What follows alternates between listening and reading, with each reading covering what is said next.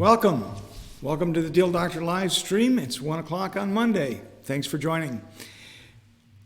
Last week we had a number of situations which were, let's say, stressful to the agents who were involved and to those of us who tried to help the agents in navigate through these problems that we encountered. And last week I did a video on working expired listings, how to prospect for expired listings. And I was struck by the similarity of working expired listings and solving problems that happen within a transaction. One of the commonalities is that the people involved tend to be really, really upset. With an expired listing, for example, they are, well, I characterize them like a balloon filled with hot air. And they're really, really angry. This balloon is filled to the point of bursting. They're so upset. And that's true of people who encounter, customers who encounter a situation when they find out that something isn't going the way they expected in the transaction, whether it's they're not getting possession when they expected to, or they're being expected to give up possession at a time that they weren't planning. They move in and they discover that there's water in the basement. Moving trucks come up to the driveway and they discover that the seller is still in the house, or there's debris, the place hasn't been cleaned, all of those kinds of things. So when I was working expireds, calling expireds, I created a mental image for myself. I kept this image in my mind, this picture of a balloon filled with air about to burst. And as I listened to the prospect, I could actually hear the balloon slowly begin to deflate. The more they vented, the more they talked, even though they were angry at me, the more the balloon dissipated, the contents of that balloon dissipated. And I never rushed the conversation because I knew that I wouldn't be able to have a dialogue, a constructive dialogue, until the balloon was completely empty. So when you get that call, picture a balloon. Picture a balloon filled with enough air that it's about ready to burst. Keep that image in your mind, because you're going to ask yourself, what do you do first? And the very first thing you do, in my experience, is you breathe. Take a deep breath. Focus. It's going to help you focus to take a deep breath. It will focus your energy and your attention. And it will help you prepare your mind that that it's going to follow is not going to be easy, but you have the tools to deal with it. Respond sooner than later. Often, a situation is made worse because an agent didn't respond for days or weeks in some cases.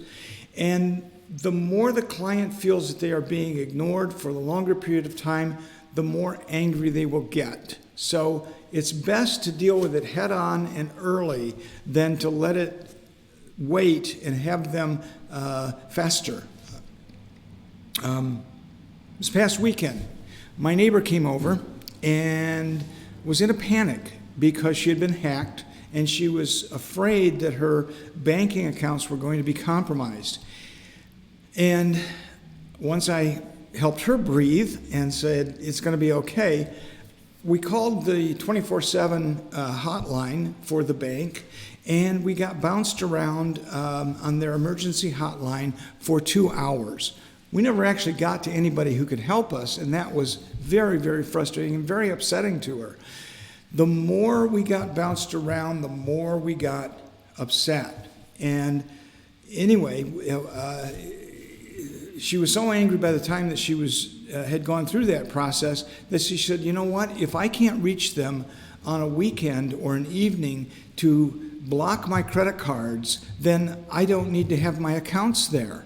And she decided that today she was going to go in and close all of her accounts and move them somewhere else.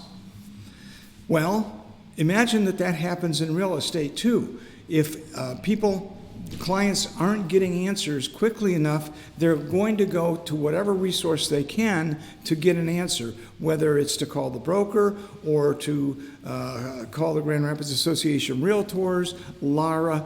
It's going to ramp up if you don't get to them as quickly as possible. They want to know that you care, and that's one way that you can show it. Shift your communication from texting to a telephone conversation. Texting is handy, but here's the problem with texting. The subtext of the emotions behind those texts is completely lost.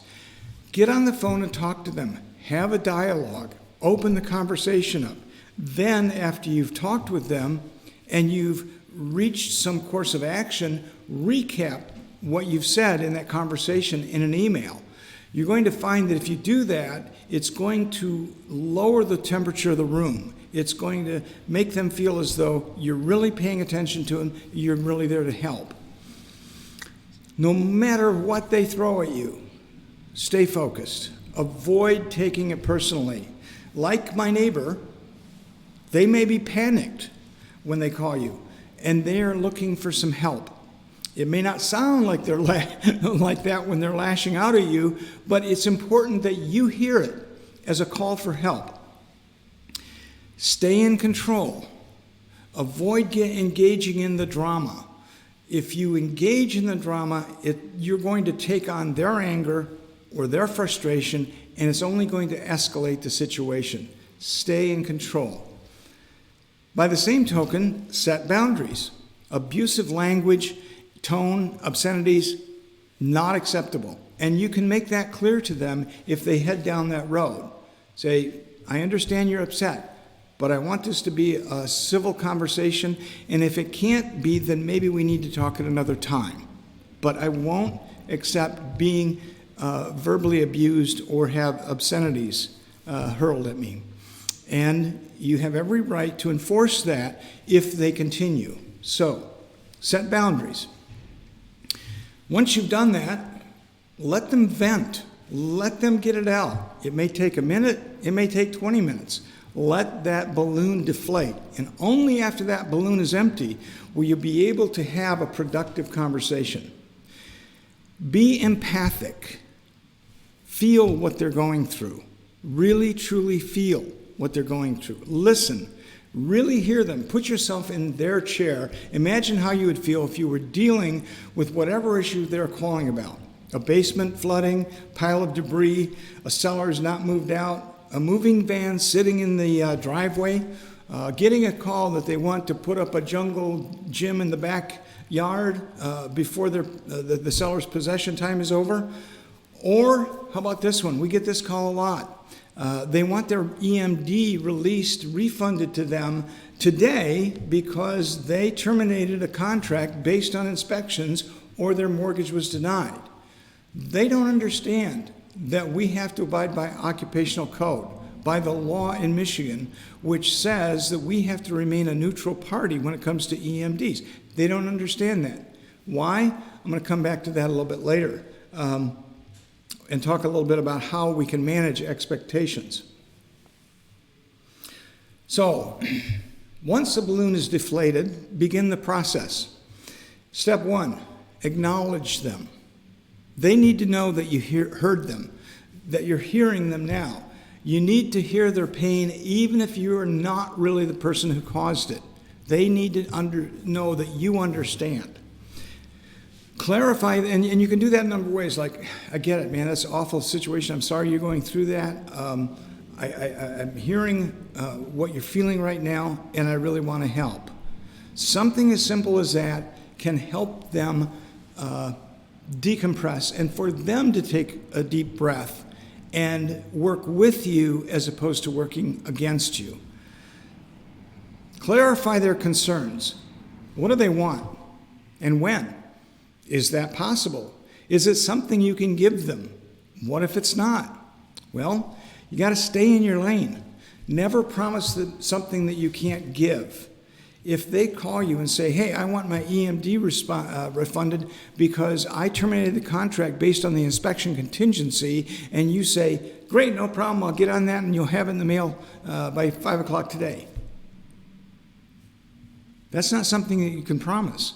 So stay within your authority, within your ability to give them what they want. Now, we don't have the power to enforce contracts. And I think that that's one thing that agents sometimes think we do. As real estate agents, we have the power to help create contracts that put buyer and seller together and to carry that transaction to a closing. We cannot enforce those. If a buyer or a seller, either one, doesn't want to show up to a closing, we can't make them. We can't make them sign any documents. We can't make them get out of their house when they're supposed to. And we can't stop a buyer from going over there and taking their stuff there, even though they're not entitled to.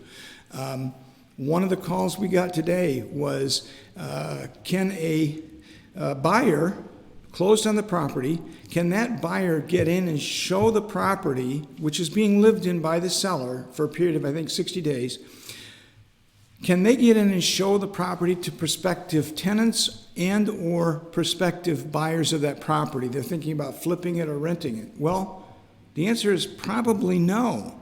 But that's a legal interpretation and not something that we really have the authority to give to anyone because we're not attorneys. That buyer, if they feel as though they're entitled to get into the property before that 60-day possession is up, should contact their attorney and find out what the legal standing is. So, again, we don't have the power to enforce contracts, only courts do, and we have to remember that it's not our job to interpret the legal understanding of contracts. As you're talking with someone who's upset, try to guide them toward a solution if that's at all possible. Is there a compromise? For example, if I get someone to come over and remove the debris and clean the property, would that help you out? And maybe it will, maybe it won't. But at least try to get them to commit to something that will work in terms of satisfying them. It might not satisfy them 100%, but at least it will get them to a point that they can say, yeah, that would be great if you could at least do that. Get them to make that kind of a commitment. Now, if it's your fault, if there was a miscommunication or something that was missed in the transaction, take responsibility. We've all made mistakes. Most of us have written out a check for an error that we've made. I certainly have. And as independent contractors, we own our businesses, and sometimes we need to make it right. If it's a big mistake and not one due to negligence, 5-Star has E&O insurance. So do the right thing and back it up if there was an error. But if it's not, then you don't have a responsibility to do that. A question came up recently where one of our agents felt in danger. The client was very upset to the point that the agent felt in danger. Didn't know what this person was going to do, show up on her doorstep or at her car or whatever. If you ever feel that level of danger, if you feel in danger at all, call the police. It's that simple. Call the police. They're the ones that can help. And I know I and the other deal doctors have gotten this call where somebody's really upset and they're really nervous about meeting with someone or having a reaction. By all means, do not put yourself in danger, or if you feel in danger, you need to reach out and call law enforcement. As you're working through one of these problems, remember that it's 5-Star's policy that if that party threatens to sue or they have retained an attorney, we refer the matter to our attorneys to handle it. In those cases, call broker support. We'll take it from there. I've got a question. I'm going to stop, take a moment, mark my place here, and let's go find out what question we have on the board here.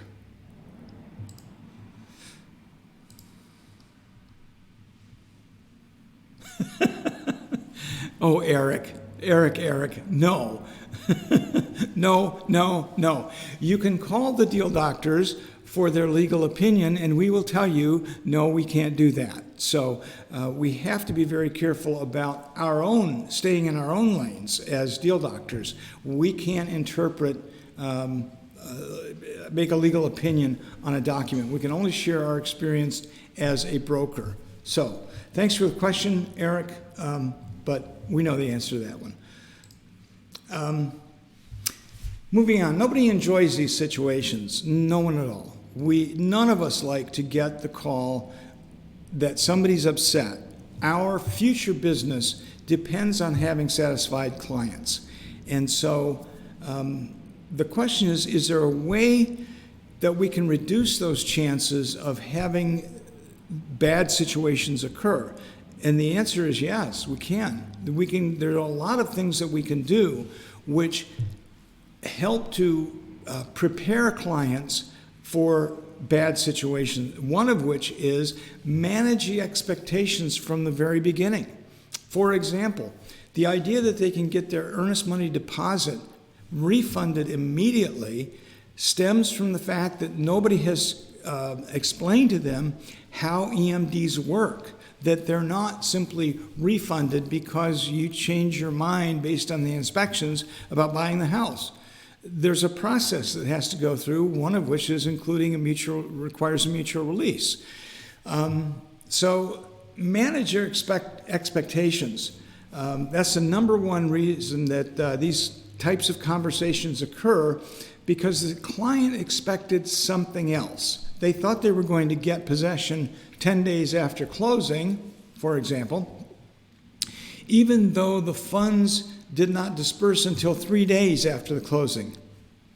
That may have changed when the funds were held until the escrow was, or the funds were wired to the title company, or the disbursement was held, excuse me.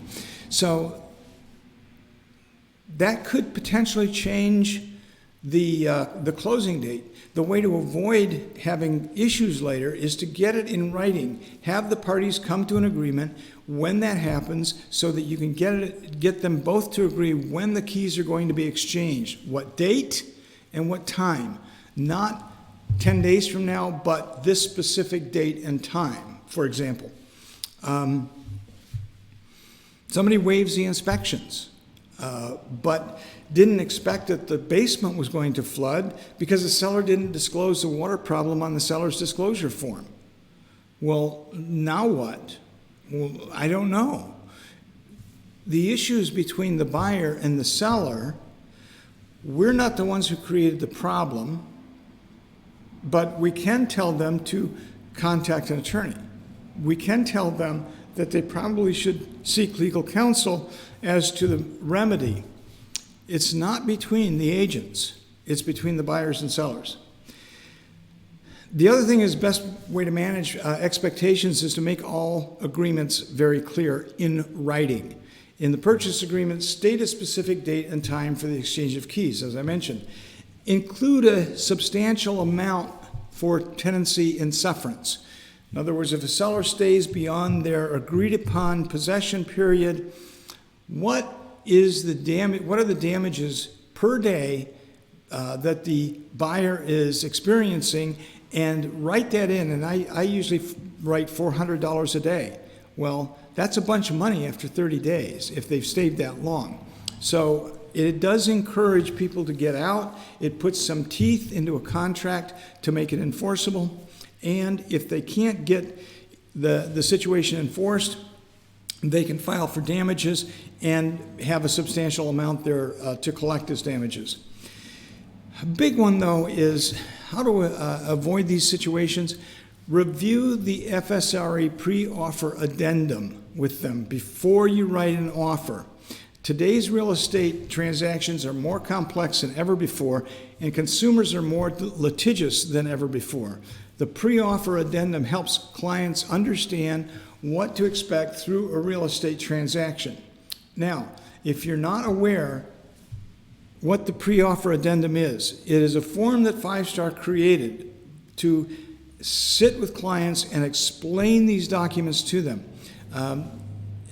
So that they understand how the EMD works, what it means when you waive inspections, what it means, what title work is all about.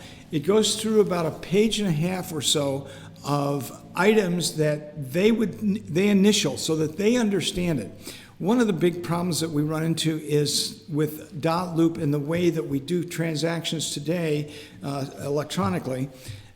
Is that sometimes agents don't actually walk through the purchase agreement with their buyers. They send it or share it and say, hey, sign here, sign at the little arrows and so on that we've created for you in dot loop, for example. But they don't walk through the contract and say, here's what this means. Here's what this means. Let's go down here. Here's what happens once the closing has occurred and possession is going to take place. So make sure you walk through contracts with them before they sign them and use the pre-offer addendum. Get any agreements clearly in writing, and those things are going to help you avoid situations that get ugly. So, any questions? We got any more questions? No? Okay. If you do, post them here. We'll do our best to answer them throughout the day.